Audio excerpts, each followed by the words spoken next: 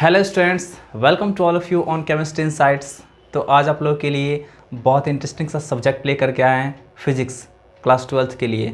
ठीक है, अब तक आप देख रहे थे केमिस्ट्री का कैसा चल रहा था, आपका सिचुएशन काफ़ी अच्छा चल रहा होगा आई होप, है ना। किसी भी टॉपिक पे आपका कभी भी कहीं भी आपका कोई भी कमी नहीं रह रहा होगा, ठीक है ना। तो यहाँ पे इसी तरह आपका क्या होगा, फिजिक्स में भी चलेगा। बहुत सारे स्टूडेंट का रिक्वेस्ट था कि सर फिजिक्स भी स्टार्ट कर दीजिए, कोरोना टाइम चल रहा है, घर से बाहर निकल नहीं पा रहे हैं, है ना, सारे ऑफलाइन क्लासेस बंद है। तो इसलिए मैं सोचा कि फिजिक्स भी पढ़ा देता हूँ ताकि जो भी स्टूडेंट्स हैं उनको बेनिफिट्स मिल जाए, है ना। यहाँ पे आपको किसी भी तरीके का लेवल में कोई कमी नहीं मिलेगा। जो भी आपका जेई मेंस के लिए, नीट के लिए, एडवांस के लिए बेस्ट लेवल होता है वो प्रोवाइड करेंगे।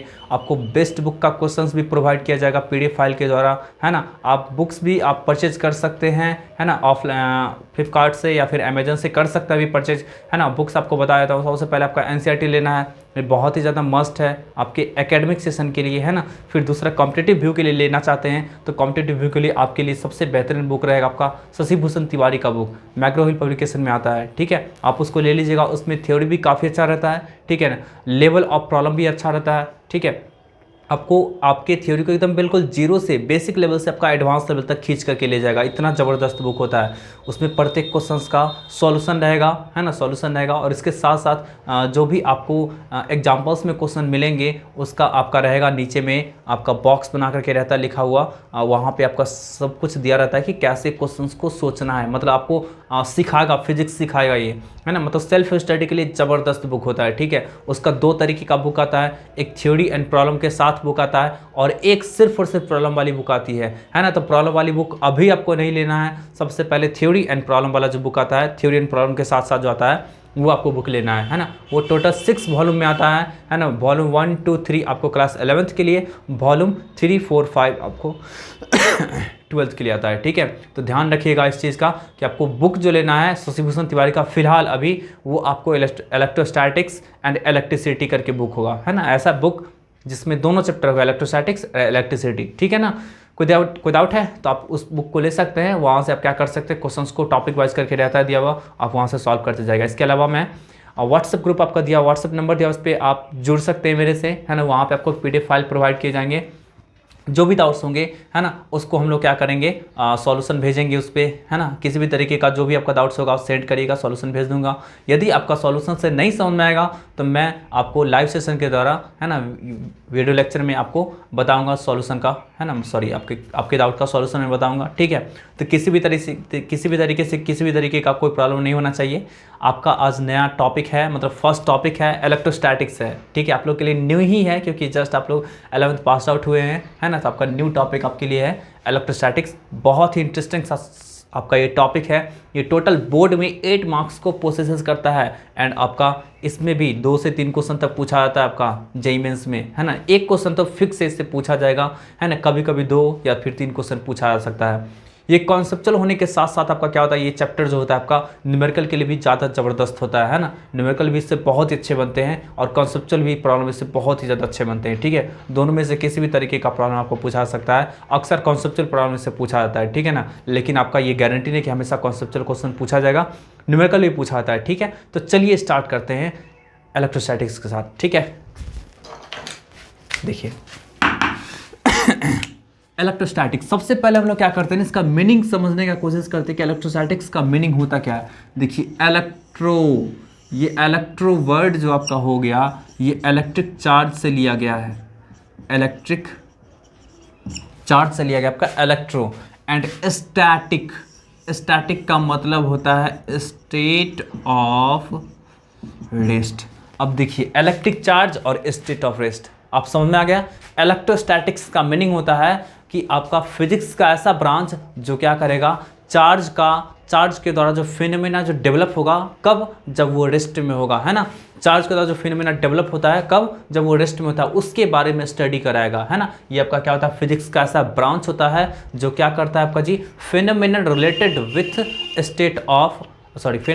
विथ रेस्ट चार्ज, है ना। रेस्ट चार्ज का जो आपका फिनोमेना जो होगा उसका स्टडी कराता है आपका ये चैप्टर, ठीक है। तो आप लोग लिख सकते हैं, it is the branch of physics which deals with the study of phenomenon related with rest charge, है ना। कोई दिक्कत है? रेस्ट चार्ज का जो आपका फेनोमेना होगा, रेस्ट चार्ज कहने का सेंस आपका क्या होता है? रुका हुआ चार्ज। तो रुके हुए चार्ज पार्टिकल के कारण जो आपका फेनोमेना जो भी डेवलप होगा उसके बारे में आपका स्टडी आपका क्या करता है? इलेक्ट्रोस्टैटिक्स कराता है, ठीक है ना। तो सबसे पहले देखिए आपका यहाँ पे पूरे का पूरे डिफिनेशन में एक यूनिक सा टर्म यूज हो रहा है, ये चार्ज, है ना। ये चार्ज यहाँ पे देखिए आपका ये इलेक्ट्रिक चार्ज। तो सबसे पहले हम लोग क्या करेंगे? इसका स्टडी करेंगे, व्हाट इज इलेक्ट्रिक चार्ज, है ना। इलेक्ट्रिक चार्ज के बारे में सबसे पहले क्या करेंगे? स्टडी करेंगे। उसके बाद हम लोग इस सेशन में आगे बढ़ेंगे, ठीक है। तो चलिए मिटाते हैं इसको, ध्यान से देखिएगा, आप लोग नोट करते चलिएगा, ठीक है।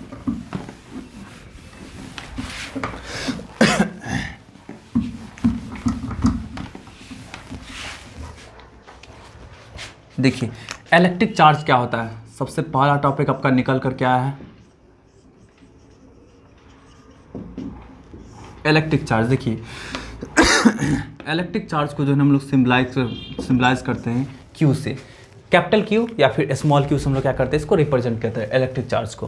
तो देखिए इलेक्ट्रिक चार्ज क्या होता है? तो ये किसी भी, है ना, किसी भी एलिमेंट्री पार्टिकल कहने का सेंस होता है इलेक्ट्रॉन प्रोटॉन, है ना। तो एलिमेंट्री पार्टिकल्स का क्या होता है? प्रॉपर्टीज होता है, इंट्रिंसिक प्रॉपर्टी होता है। और इसके कारण क्या करता है ना, किसी भी आपका क्या होगा ऑब्जेक्ट पे, है ना, किसी भी सेम एलिमेंट्री पार्टिकल पे क्या करेगा आपका जी?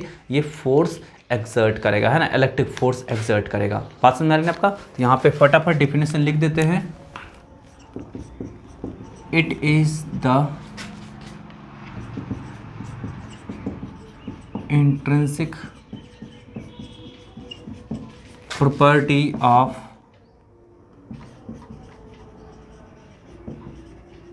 elementary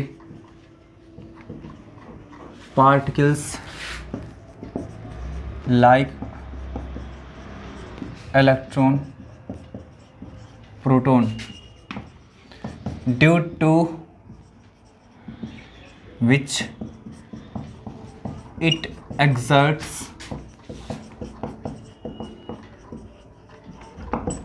इलेक्ट्रिक फोर्स, है ना। और इस कारण से क्या करता है? ये इलेक्ट्रिक फोर्स एक्सर्ट करता है ना। तो आपको समझ में आ गया? आपका ये है क्या जी? आपका ये इंट्रिंसिक प्रॉपर्टी या इंटरनल प्रॉपर्टी कह सकते हैं, अंदर का प्रॉपर्टी, ठीक है। इंट्रिंसिक प्रॉपर्टी या फिर आपका क्या होगा? इंटरनल प्रॉपर्टी कह सकते हैं। तो एलिमेंट्री पार्टिकल्स का क्या होता है? आपका इंट्रिंसिक प्रॉपर्टी होता है, जिसके कारण क्या करेगा आपका? ये एक्सर्ट करता है इलेक्ट्रिक फोर्स, ठीक है। एकदम 100% क्लियर है ना। चलिए अब देखिए चार्ज का टाइप की बात करते थे, देख लीजिए आपका टाइप्स ऑफ इलेक्ट्रिक, देखिए टाइप्स ऑफ इलेक्ट्रिक चार्ज। देखिए यहाँ पे जो आपका इलेक्ट्रिक फोर्स होता है वो दो तरीके का होता है, एक अट्रैक्शन होता है और एक रिपल्सन होता है। तो बस इसी चीज़ से साइंटिस्ट अनुमान लगाए कि आपका जो होगा आपका यहाँ पे, है ना, ये जो इलेक्ट्रिक फोर्स जो है, इलेक्ट्रिक फोर्स तो चार्ज पार्टिकल के बीच ही लगता है, ठीक है ना। तो अट्रैक्शन, कहीं पे अट्रैक्शन लग रहा है, कहीं पे रिपल्सन लग रहा है, तो दो तरीके का फोर्स लग रहा है, इसलिए चार्ज का भी नेचर दो तरीके का होगा, है ना। दो तरीके का होगा चार्ज का नेचर। तो चार्ज का वही टाइप जो लिखे हैं, तो आपका एक होगा पॉजिटिव चार्ज और एक होगा निगेटिव चार्ज। और ये जो आपका दिया गया था ये कॉन्वेंशनली दिया गया था, कॉन्वेंशनली मतलब जस्ट एज्यूम कर लिया गया था, मान लिया गया था कि एक चार्ज आपका होगा पॉजिटिव और दूसरा आपका क्या होगा? निगेटिव होगा। इसके पीछे कोई बहुत बड़ा लॉजिक वगैरह कुछ नहीं है, ठीक है ना। बेंजामिन फ्रैंकलिन आपका क्या किए थे? कॉन्वेंशनली ये दिए थे, ठीक है। तो टाइप्स ऑफ चार्ज देख लीजिए, तो यहाँ पे देख लीजिए आपका Benjamin Franklin suggested two types of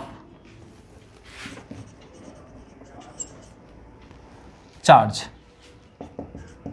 that is positive and second negative. वैसे चार्ज के बारे में सबसे पहले ये साइंटिस्ट ने सजेस्ट किए थे। आपको पढ़ाएंगे फ्रिक्शनल इलेक्ट्रिसिटी में या फिर मेथड बाय फ्रिक्शन में बताएंगे, वहाँ पे आपको बताएंगे कि कौन से साइंटिस्ट आपका ये सजेस्ट किए थे। और चार्ज का जो ये टाइप है पॉजिटिव और निगेटिव, इससे पहले पॉजिटिव और निगेटिव चार्ज नहीं था, इससे पहले कुछ और नाम था। तो चलिए इसको मिस्ट्री रहने देते हैं, है ना। जब वो टॉपिक आएगा तो वहाँ पे बताएंगे, मतलब नेक्स्ट सेशन में आपको बताएंगे कि चार्ज का जो पॉजिटिव निगेटिव जो अभी जो टाइप देख रहे हैं ये किसके द्वारा सजेस्ट किया है आपका, बेंजामिन फ्रैंकलिन के द्वारा। ध्यान रखिएगा इसका, बेंजामिन फ्रैंकलिन आपका क्या किए थे, पॉजिटिव निगेटिव चार्ज सजेस्ट किए थे। लेकिन इससे पहले भी चार्ज का कुछ और नाम था, तो उसके बारे में हम लोग क्या करेंगे नेक्स्ट सेशन में डिस्कशन करेंगे, ठीक है। तो चलिए यहाँ पे देख लिया आपका क्या होगा, चार्ज का जो नेचर था, चार्ज के नेचर के बेसिस पे आपका पॉजिटिव निगेटिव डाला गया, है ना। और ये जस्ट आपका क्या था, कॉन्वेंशनली था, कॉन्वेंशनली कहने का सेंस है, कॉन्वेंशन मीन्स होता है मान्यता, तो जस्ट इसको एज्यूम किया गया था, माना गया था, ठीक है ना, जस्ट इसको एज्यूम किया गया था, है ना। कोई दिक्कत है? यही आपका क्या है, आपका टाइप्स ऑफ इलेक्ट्रिक चार्ज है, पॉजिटिव एंड नेगेटिव। अब चलिए आगे बढ़ते हैं, हम लोग एक एक थोड़ा थोड़ा करके स्टडी करते हैं चार्ज के बारे में, ठीक है। मिटा रहे हैं पूरा, आप लोग नोट करते जाएगा, ठीक।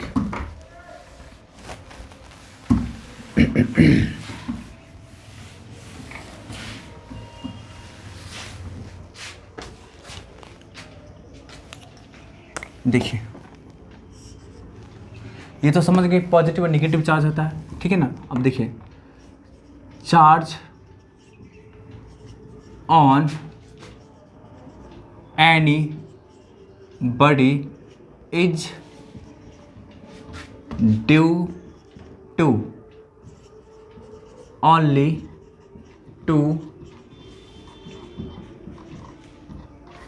To fundamental particles. कौन कौन है आपका जी, आपका तो एक है आपका इलेक्ट्रॉन और दूसरा आपका क्या है जी, आपका प्रोटॉन। किसी भी सब्सटेंस पे, किसी भी बॉडी पे जो आपका चार्ज होता है तो वो आपका क्या होता है, दो कारण से होता है, इलेक्ट्रॉन और प्रोटॉन के कारण, है ना। इस पे क्या होता है, इस पे निगेटिव चार्ज होता है, देखिए इलेक्ट्रॉन, है ना। और इस पे क्या होगा आपका पॉजिटिव चार्ज, ठीक है ना। इस पे क्या होता है आपका निगेटिव चार्ज, इस पे क्या होता है आपका पॉजिटिव चार्ज। तो इलेक्ट्रॉन को जो वैसे हम लोग रिप्रेजेंट करते हैं ऐसे माइनस ई से, और इसके चार्ज को रिप्रेजेंट करते हैं प्लस ई से। ध्यान रखिए इस चीज़ को, इसका वैल्यू ई जो आपका है एक नंबर है, जस्ट आपका यहाँ पे दिया गया है, वो आप नेपियर कांस्टेंट मत समझ लीजिएगा, ठीक है ना। एक्सपोनेंशियल फंक्शन में जो आपका होता है वो नहीं समझ लीजिएगा, ठीक है। ये आपका जो आपका है माइनस ई जो है वो है क्या जी आपका, तो माइनस ई का वैल्यू होता है 1.6 इंटू 10⁻⁹ कूलम, है ना। ये आपका क्या होगा जब का ई का जो वैल्यू होता है 1.6 इंटू 10⁻⁹ कूलम। ध्यान रखिए इस चीज़ का कि ई जो होता है स्मॉल ई, इसका वैल्यू कितना होता है आपका जी 1.6 इंटू 19 कूलम, ठीक है ना। और आपका देखिए इलेक्ट्रॉन के पास क्या होता है, माइनस चार्ज होता है तो इसलिए माइनस चार्ज लगाएंगे। प्रोटॉन के पास क्या होता है आपका प्लस चार्ज होता है, इसलिए प्लस चार्ज लगाएंगे। अब यहाँ से देखिए आपका क्या होगा, ऐसा यूनिट जो आपका निकल के आया आपका वो कूलम है, तो थोड़ा सा लिख देते हैं हम। SI unit of charge is coulomb. ये साइंटिस्ट का नाम है, ठीक है ना, साइंटिस्ट का नाम है। तो थोड़ा सा साइंटिस्ट का नाम है तो स्मॉल सी से स्टार्ट करना पड़ेगा, ठीक है ना। और इसको सिंबलाइज करेंगे तो सिंबलाइज करने के लिए कैपिटल सी का इस्तेमाल करेंगे। ये तो आप पढ़े होंगे यूनिट डायमेंशन में कि किसी भी क्वांटिटी का क्या करते हैं हम लोग जी, यूनिट जो लिखते हैं, तो यदि साइंटिस्ट के नेम पे बेसिस होगा तो वो हम लोग क्या करेंगे, पूरा नाम यदि लिखना होगा तो स्मॉल लेटर से स्टार्ट करेंगे, और सिर्फ आपका क्या होगा, सिंबलाइज करना होगा, उसको सिंबल के पे लिखना होगा तो कैपिटल लेटर का इस्तेमाल करेंगे, ठीक है। तो ये आपका ऐसा यूनिट हो गया। इसके अलावा भी देख लीजिए आपका कुछ सीरियस यूनिट होता है, तो देखिए आपका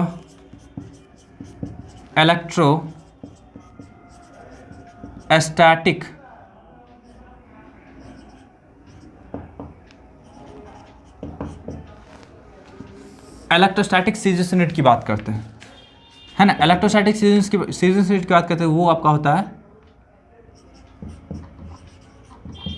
स्टेट कूलम, है ना, स्टेट कूलम। कोई दिक्कत है, इसको क्या बोलेंगे हम लोग जी, स्टेट कूलम, या इसी को हम लोग कहेंगे हम लोग जी शॉर्ट में कहेंगे ESU। तो एक चीज़ ध्यान रखिएगा, 1 कूलम इक्वल टू आपका होता है 3 इंटू 10⁹ स्टेट कूलम, है ना। 1 कूलम इक्वल टू कितना होता है आपका जी 3 × 10⁹ स्टेट कूलम, ठीक। या फिर इसी को बोल सकते हैं 3 × 10⁹ ESU। ये थोड़ा सा ध्यान में रखिएगा, ठीक है ना। ये इलेक्ट्रोस्टैटिक सीरीज यूनिट आपका होगा वो स्टेट कूलम होगा या फिर ESU होगा। 1 कूलम इक्वल टू आपका होता है, ये रिलेशन आप ध्यान में रखिएगा, ठीक।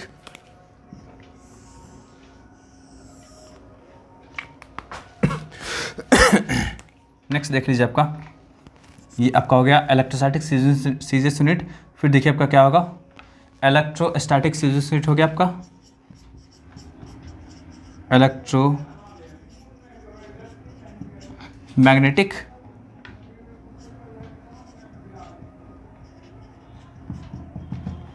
इलेक्ट्रोमैग्नेटिक सीरीज यूनिट की बात करते हैं, है ना। तो वो आपका क्या होता है, उसको हम लोग बोलेंगे एब कूलम, है ना। और 1 कूलम इक्वल टू होता है आपका जी, या इसी को बोलते हैं EMU। 1 कूलम इक्वल टू होता है 1/10 एब कूलम, है ना। या फिर इसी को बोल सकते हैं 1/10 EMU, ठीक है ना। तो ये आपका क्या है, यूनिट है। इसको आप लोग जल्दी से नोट कर लीजिएगा, है ना। हम लोग नेक्स्ट आगे बढ़ते हैं, ठीक है। इसको नोट कर लीजिए आप लोग जल्दी से। यूनिट की बात कर लिए, ठीक।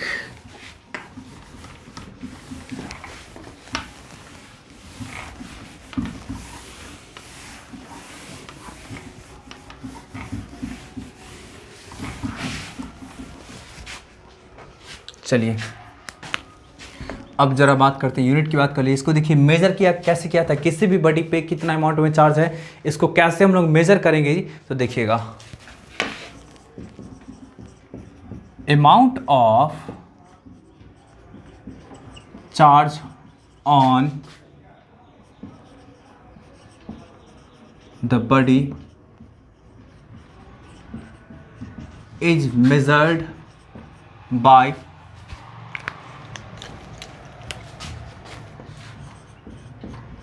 गोल्ड लीफ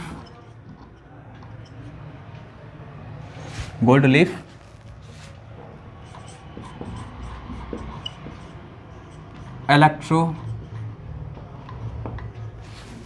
है ना। हम लोग क्या करते हैं, किसी भी बॉडी पे कितना अमाउंट में चार्ज है ना, इसका मेजरमेंट किससे करते हैं जी, गोल्ड लीफ इलेक्ट्रोस्कोप। ये आपका एक डिवाइस है जो आपका क्या करता है, चार्ज का अमाउंट को मेजर करता है, गोल्ड लीफ इलेक्ट्रोस्कोप। देख लीजिए, थोड़ा सा ध्यान दीजिए, काफ़ी स्मॉल मतलब काफ़ी छोटा सा मैकेनिज्म होता है इसका, बहुत ज़्यादा टफ नहीं होता है ये।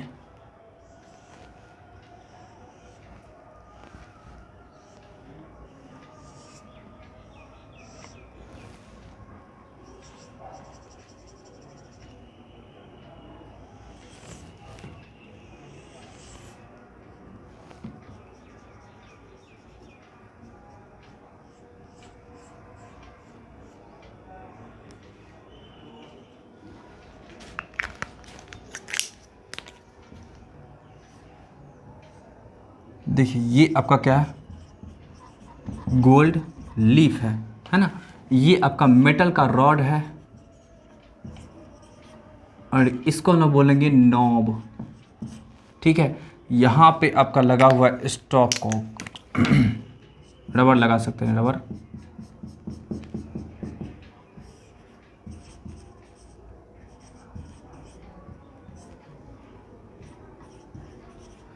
कॉर्क लगा सकते हैं, है ना। ये आपका क्या है, ट्रांसपेरेंट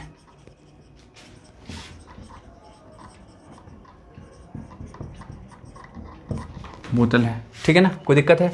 अब देखिए यही आपका डिवाइस जो है ना, आपका गोल्ड लीफ इलेक्ट्रोस्कोप है। गोल्ड लीफ, गोल्ड का लीफ है, एकदम काफ़ी थीन सा पतला होगा, आपका प्लेट होगा, काफ़ी थीन सा प्लेट होगा, मतलब काफ़ी लाइट वेट होगा, है ना, लाइट वेट होगा, है ना। अब यहाँ से देखिए इसका चार्ज का कैसे मेजरमेंट करते हैं जी, तो जो भी आपका बॉडी चार्ज रहेगा ना, जो भी बॉडी आपका चार्ज रहेगा उसको क्या करेंगे, इस नॉब पे हम लोग सटाएंगे, है ना, उसको कांटेक्ट में लाएंगे। जैसे ही कांटेक्ट चार्ज आपका फ्लो करके आपका इस मेटालिक रॉड के द्वारा से आएगा। अब देखिए किसी बॉडी पे पॉजिटिव चार्ज है तो क्या होगा, पॉजिटिव चार्ज आपका यहाँ तक आएगा, यहाँ तक पहुँचेगा। अब बताइए इस दोनों में पॉजिटिव चार्ज आएगा तो रिपेल करेगा, रिपेल करने के कारण आपका क्या होगा, जब का ये फैलेगा, डाइवर्ज करेगा, तो डाइवर्ज करेगा तो वही एंगल ऑफ डाइवर्सन के द्वारा क्या करते हैं हम लोग पता करते हैं, कितना एंगल से डाइवर्ज हुआ है ना आपका, उससे हम लोग क्या करते हैं पता करते हैं कि कितना अमाउंट में चार्ज है। बात समझ ना, निगेटिव चार्ज बॉडी को कनेक्ट करेंगे तो नॉब के द्वारा इलेक्ट्रॉन आपका फ्लो करके यहाँ तक आएगा, फिर दोनों पे निगेटिव चार्ज, और निगेटिव चार्ज फ्लो होने के कारण आपका क्या होगा, जब का वो आपका फैलेगा, तो फैलेगा तो क्या होगा आपका जी, फिर से आपका सर्टेन एंगल से डाइवर्ज होगा, सर्टेन एंगल से डाइवर्ज होगा, तो क्या होगा यहाँ पे क्या आपका होगा, जब का मैग्नीट्यूड को कैलकुलेट कर सकते हैं। समझ बात आ रहा है ना आपका, यहाँ पे बोल सकते हैं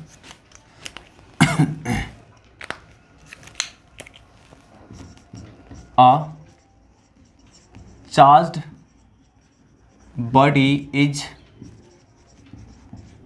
connected with knob such that charge is flowing into the rod which reaches the gold leaf, है ना, due to same charges appear in both leaf, they diverges, है ना, बोल सकते हैं they repel each other, they repel each other and diverges by a certain angle which depends upon the magnitude of, है ना, magnitude charge पर depend करता है, जितना ज़्यादा चार्ज होगा उतना ज़्यादा डाइवर्सन होगा, ठीक है ना। And thus we measures the amount of charge on the body, है ना। और इस तरह से क्या कर सकते हैं हम लोग जी, चार्ज बॉडी पे कितना अमाउंट में चार्ज है ना, उसको क्या कर सकते हैं, मेजर कर सकते हैं, ठीक है ना। एकदम बात समझ आ रही है ना, पूरा का पूरा लिख दिए, बोल करके लिख दिए हैं, है ना। आप यदि हैंडराइटिंग को नहीं समझ पा रहे होंगे ना, तो आप मेरी आवाज़ को सुन करके फिर लिख सकते हैं, ठीक है। किसी भी तरीके का कोई दिक्कत नहीं है, तो यही आपका गोल्डन लीफ इलेक्ट्रोस्कोप है, इसको क्या करते हैं, चार्ज का मेजरमेंट करते हैं। चलिए इसको मैं मिटा देता हूँ, ठीक है।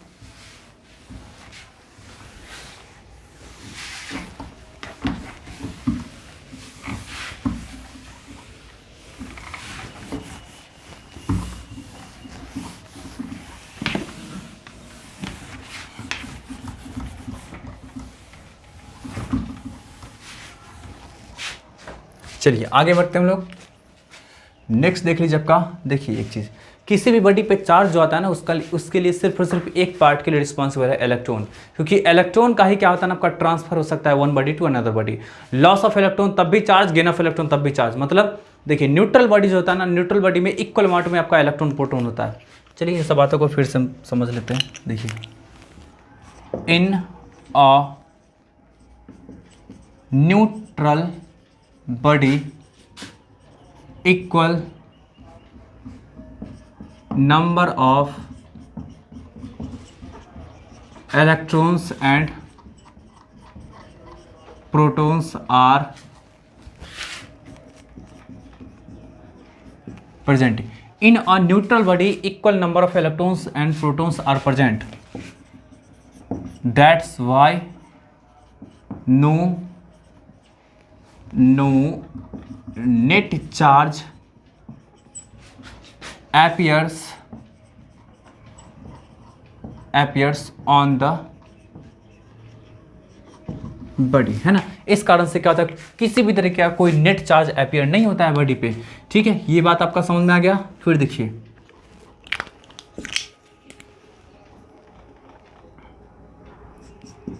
फॉर द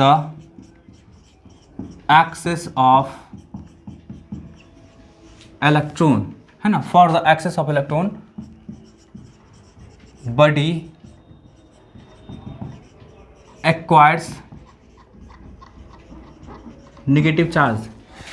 जैसे मान लीजिए आपका ये बॉडी है ना, ये बॉडी है, इसमें आपका 10 इलेक्ट्रॉन है और इसमें 10 प्रोटॉन है ना, तो ये न्यूट्रल चार्ज होगा, मतलब Q इक्वल टू 0 होगा, कोई किसी भी तरीके का चार्ज नहीं होगा, ठीक है ना।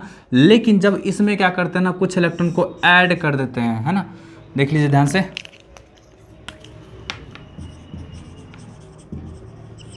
एडिंग 5 इलेक्ट्रॉन, तो 5 इलेक्ट्रॉन, 5 इलेक्ट्रॉन को ऐड करने के बाद इस बॉडी में बताइए क्या होगा जी आपका। तो इस बॉडी में आपका, इस बॉडी में अब आ गया 15 इलेक्ट्रॉन और रहा आपका फिर से 10 प्रोटॉन ही, है ना, 10 प्रोटॉन रहा और आपका 15 इलेक्ट्रॉन आ गया। अब बताइए तो क्या होगा, इसके पास जो चार्ज होगा, तो इसके पास चार्ज क्या होगा जिसका, वो निगेटिव में चार्ज होगा, है ना, निगेटिव चार्ज होगा।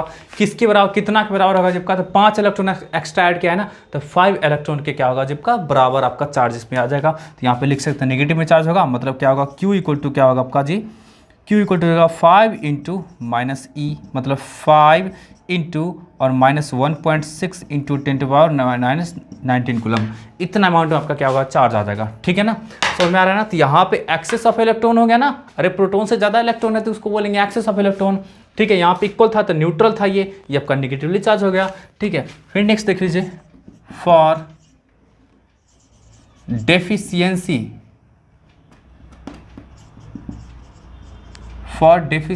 Of electrons, for deficiency of electrons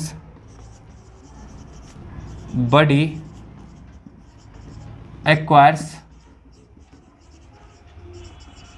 positive charge, है ना। जब भी आपका इलेक्ट्रॉन का डेफिशिएंसी होगा ना, तो बॉडी क्या होगा जी आपका, एक्वायर करेगा क्या, पॉजिटिव चार्ज को एक्वायर करेगा। जैसे एग्जांपल में देखिए,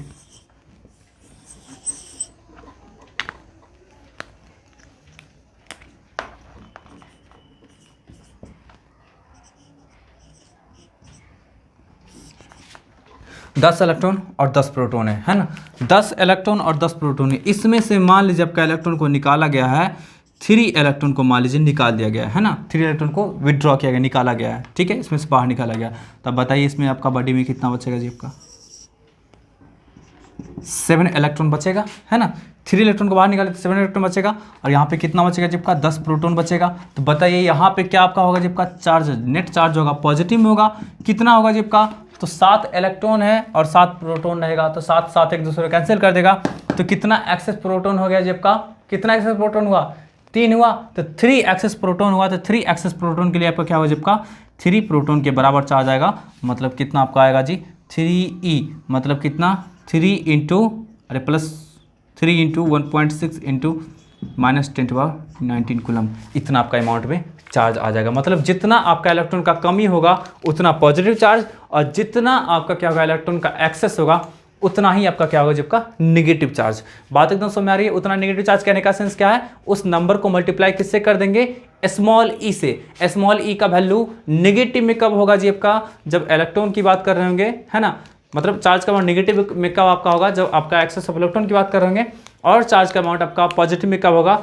जब हम लोग एक्सेस ऑफ प्रोटॉन की बात करेंगे या फिर डेफिशिएंसी ऑफ इलेक्ट्रॉन की बात करेंगे। ठीक है, हो गया ना। तो चलिए इसको मिटाते हैं। अब देखिए next,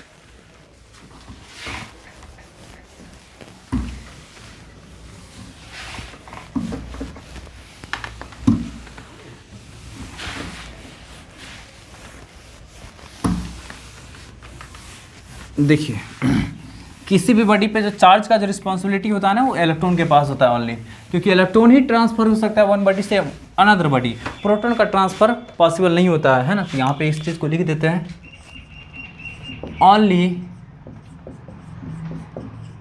electrons can transfer from one body to another body, है ना। Transfer of protons are not possible, है ना। ट्रांसफर ऑफ प्रोटॉन, प्रोटॉन का ट्रांसफर आपका क्या होता है, पॉसिबल नहीं होता है, इस चीज को ध्यान में रखिएगा, है ना। Only electrons can transfer from one body to another body, transfer of protons are not possible, ठीक है। तो यहां पे लिख सकते हैं that's why electrons are responsible for the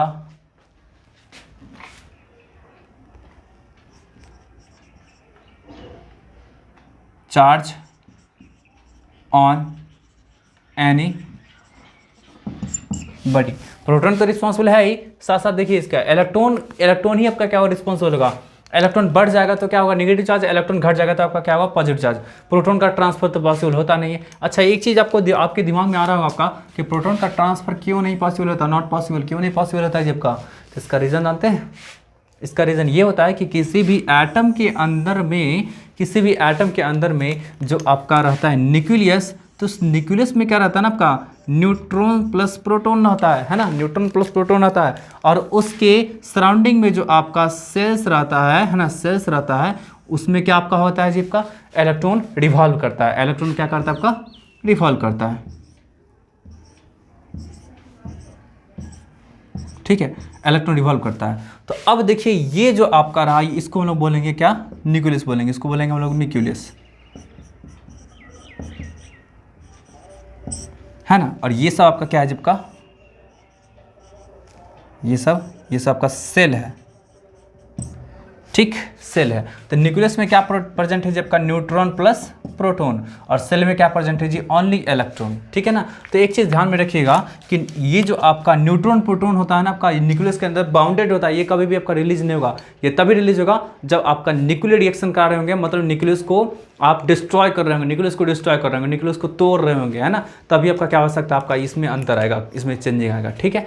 तो अब देखिए क्या आपका होगा कि ये जो न्यूक्लियस में जो आपका प्रोटॉन और न्यूट्रॉन होता है, वो आपका एक फोर्स के कारण बाउंडेड होता है, वेरी स्ट्रांग फोर्स होता है वो, और उसको लोग बोलते हैं न्यूक्लियर फोर्स, है ना, न्यूक्लियर फोर्स, जो कि आपका इलेक्ट्रिक फोर्स के कंपैरिजन में बहुत ज़्यादा होता है ना, बहुत बड़ा होता है। इस कारण से क्या होगा, उसको हम लोग निकाल नहीं सकते। इसमें यहाँ पे बोल सकते हैं कि आपका कि protons and neutrons are bounded in nucleus, bounded in nucleus by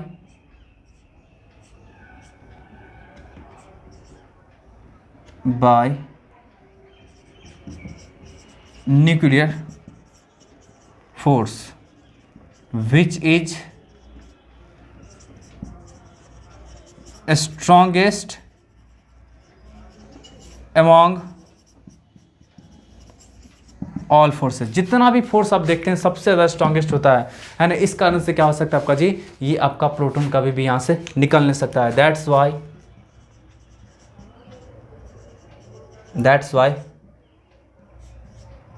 proton can't be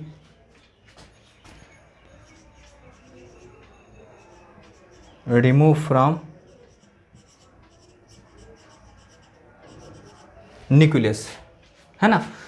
proton को कभी भी आपका क्या कर सकते हैं, न्यूक्लियस से नहीं निकाल सकते हैं बाय सिंपल मेथड, है ना, बाय सिंपल मेथड, बिना आपका न्यूक्लियर रिएक्शन का आपका क्या होगा, ये नहीं निकलेगा। और इसी कारण से क्या होता है, ट्रांसफर ऑफ प्रोटॉन पॉसिबल नहीं होता है ना, बोल सकते हैं। सो transfer of protons is not possible. इसलिए आपका क्या होगा, जबका प्रोटॉन का ट्रांसफर पॉसिबल नहीं होता है। ये एकदम 100% क्लियर हुआ ना कि चार्ज का जो आपका रिस्पॉन्सिबिलिटी होता है किसके पास होता है, जबका इलेक्ट्रॉन के पास होता है। इलेक्ट्रॉन का ट्रांसफर ही पॉसिबल हो सकता है, प्रोटॉन का ट्रांसफर पॉसिबल नहीं हो सकता है। तो ये सब बात आपको समझ में आ गया, एकदम 100% क्लियर है यहाँ तक, ठीक है ना। चलिए इसको मैं मिटाऊँ।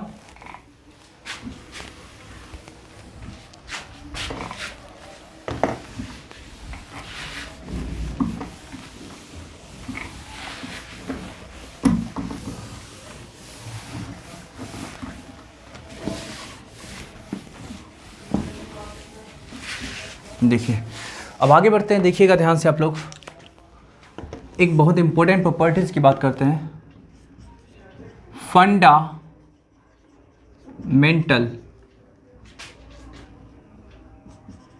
Law of electrostatics. Fundamental law of electrostatics में क्या होता है आपका, या फंडामेंटल लॉ ऑफ फिजिक्स भी बोल सकते हैं इसको, है ना। ठीक है, देखिए like charge repel each other. Like charge कहने का सेंस है पॉजिटिव पॉजिटिव, है ना, या फिर बोल सकते हैं और नेगेटिव निगेटिव। मतलब पॉजिटिव पॉजिटिव की बात करेंगे, नेगेटिव नेगेटिव की बात करें तो वो क्या करेगा आपका जी, रिपेल करेगा। ध्यान दीजिएगा इसको, रिपेल करेगा, रिपेल, इसको अंडरलाइन कर दिए। फिर देखिए आपका नेक्स्ट, अनलाइक चार्ज अट्रैक्ट।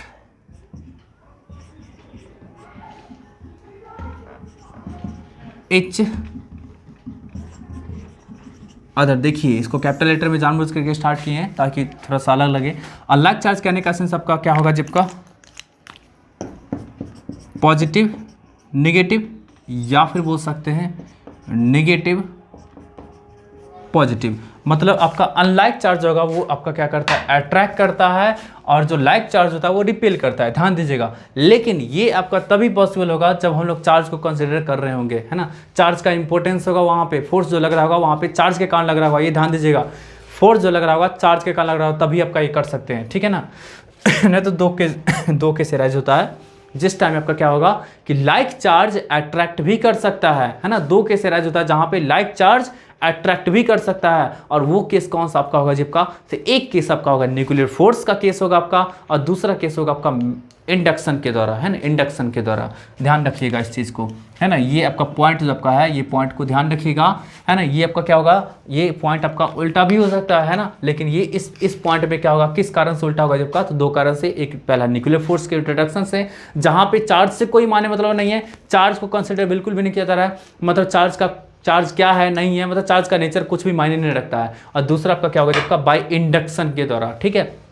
इसको लिख लीजिए और फिर मैं मिटा करके इसको थोड़ा सा मैं समझा देता हूँ। अनलाइक चार्ज देख लीजिए यहाँ पे, जैसे मान लीजिए आपका क्या है कि एक आपका पॉजिटिव चार्ज है और दूसरा निगेटिव है, तो ये दोनों एक दूसरे को क्या करेगा, अट्रैक्ट करेगा। यहाँ पे अट्रैक्ट हो रहा है, यहाँ पे ये निगेटिव चार्ज है ना, यहाँ पे ये पॉजिटिव चार्ज है, फिर भी क्या करेगा, एक दूसरे को ये अट्रैक्ट करेगा, ठीक है ना, अट्रैक्ट करेगा। कोई दिक्कत है तो यहाँ पे अट्रैक्शन होगा, अनलाइक चार्ज है इसलिए। अब यहाँ पे थोड़ा सा देखते हैं।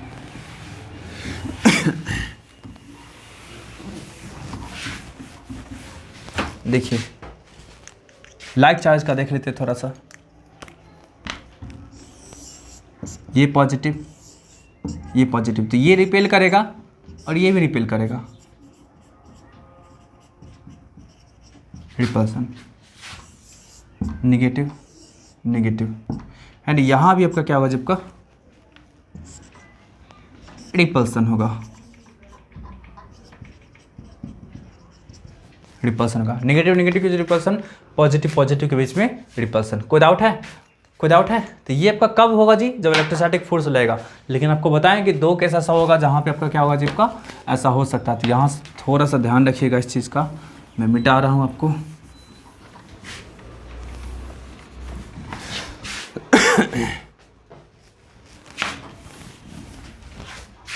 यहाँ पे मैं लिख दे रहा हूँ,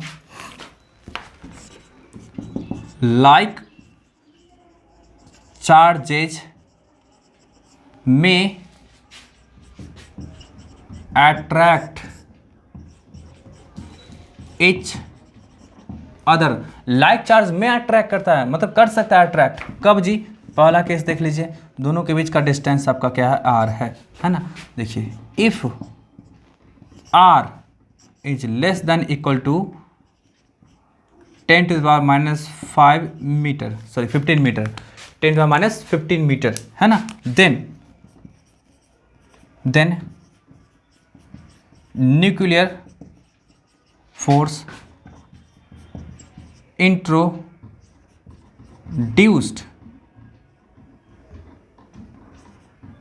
introduced between the charged particles which is independent from nature of charge, है ना, which is independent from nature of charge and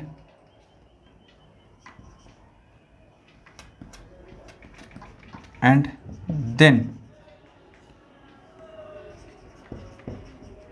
attract,